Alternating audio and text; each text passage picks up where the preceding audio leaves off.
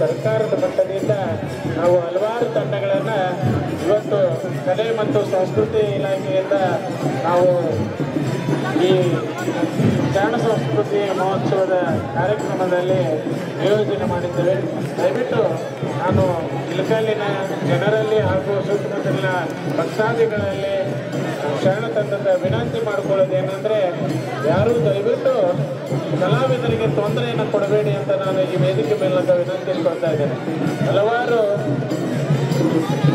ನಾವು ಹಣವನ್ನು ನಾನು ವಿಜಯ ಮಹಾಂತೇಶ್ವರ ದಾನ ಸಂಘದ ಪರವಾಗಿ ನಾನು ಎಲ್ಲ ಸಂಪರ್ಕರಲ್ಲಿ ವಿನಂತಿ ಮಾಡಿಕೊಳ್ತೀನಿ.